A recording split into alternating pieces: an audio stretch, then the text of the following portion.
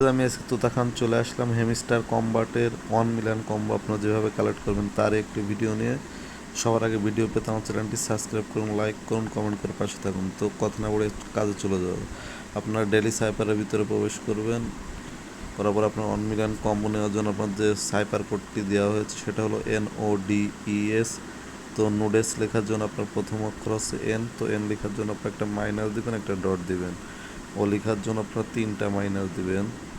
D লেখার জন্য আপনারা একটা মাইনাস দিবেন, 2টা ডট দিবেন। ই লেখার জন্য একটা ডট দিবেন।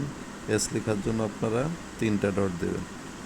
দেখলেন কত সহজেই 1 মিলিয়ন কম্বো আপনারা কালেক্ট করে ফেললেন।